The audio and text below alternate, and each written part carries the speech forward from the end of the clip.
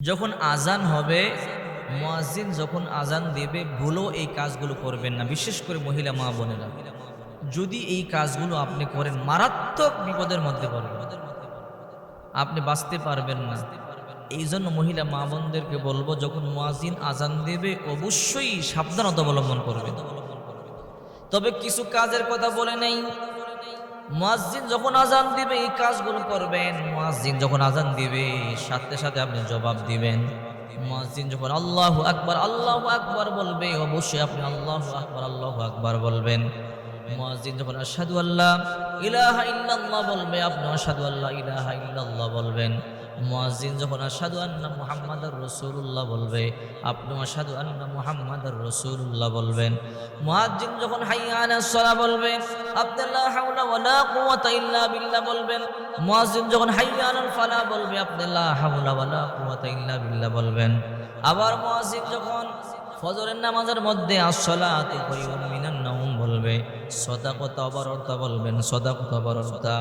বিশ্বনবী মুহাম্মদ সাল্লাল্লাহু আলাইহি ওয়াসাল্লাম বলেন, যে ব্যক্তি মুয়াজ্জিনের সাথে জবাব দেয়, যত দূর পর্যন্ত মুয়াজ্জিনের আজানের আওয়াজ যায়, তত দূর পর্যন্ত পশু পাখি কীট পতঙ্গ এমনকি বালুকণা পর্যন্ত মুয়াজ্জিনের পক্ষে সাক্ষী হয়ে যায়।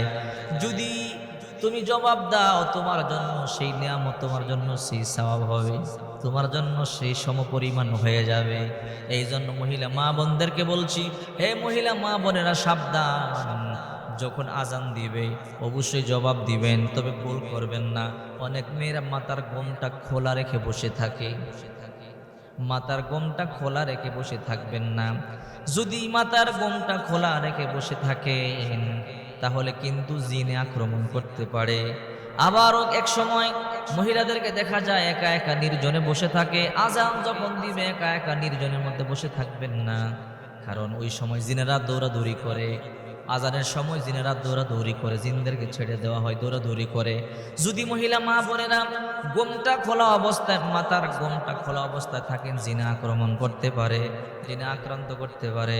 এই জন্য বিশ্বনবী মুহাম্মদ সাল্লাল্লাহু আলাইহি ওয়াসাল্লাম বলেছেন, সাবধান সাবধান, তোমরা ওই সময় কখনো এইভাবে থাকবে না। এবার আল্লাহর হাবিব বিশ্বনবী মুহাম্মদ সাল্লাল্লাহু আলাইহি ওয়াসাল্লাম বলেছেন, যখন আজান হয়, আজানের পরে তোমরা দোয়া পড়বে, আল্লাহুম্মা রাব্বা হাযিহিদ দাওয়াতিত তাম্মা ওয়াস সালাতিল কায়িমা আতি মুহাম্মাদানিল ওয়াসিলাতা ওয়াল ফাদিলা ওয়াবআথহু মাকামান মাহমুদান আল্লাযী ওয়া'আদতা ইন্নাকা লা তুখলিফুল মিআদ। আল্লাহর হাবিব বিশ্বনবী মুহাম্মদ সাল্লাল্লাহু আলাইহি ওয়াসাল্লাম বলেছেন, আজানের পরে যদি তোমরা দোয়া দুরূদ শরীফ পাঠ করো, দোয়া পড়ো, আমি বিশ্বনবী মুহাম্মদ সাল্লাল্লাহু আলাইহি ওয়াসাল্লাম সুপারিশ করব, কিয়ামতের ময়দানে সুপারিশ করব। এই জন্য বেশি বেশি দুরূদ শরীফ পাঠ করবেন, বেশি বেশি ইস্তিগফার পাঠ করবেন। আল্লাহর হাবিব মুহাম্মদ সাল্লাল্লাহু আলাইহি ওয়াসাল্লাম বলেন, মান সাল্লা আলাইয়া ওয়াহিদান সাল্লাল্লাহু আলাইহি আশরা, আমার উপরে যে ব্যক্তি একবার দুরূদ শরীফ পাঠ করে, আল্লাহ পাক রব্বুল আলামিন তার উপরে 10 বার 10টি রহমত নাজিল করে। একবার দুরূদ পাঠ করলে 10 বার রহমত নাজিল হয়। দুশ্চিন্তা থাকবেন, দুরূদ শরীফ পড়বেন। টেনশনে থাকবেন, দুরূদ শরীফ পড়বেন। মুসিবতের মধ্যে পড়ে যাবেন, দুরূদ শরীফ পড়বেন। আপনার খাদ্য নাই, রিজিকের অভাব, দুরূদ শরীফ পাঠ করবেন। আল্লাহ হাবিব মুহাম্মদ সাল্লাল্লাহু আলাইহি ওয়াসাল্লাম বলেছেন, তোমার যে প্রয়োজনে দুরূদ শরীফ পাঠ করবে, দুরূদ পাঠ করে আল্লাহর দরবারে দোয়া করবে, আল্লাহ অবশ্যই দোয়া মঞ্জুর করবে। যে আমলে দুরূদ নাই ওই আমল কবুল হয় না। যে মুনাজাতের মধ্যে দুরূদ শরীফ নাই ওই মুনাজাত কবুল হয় না।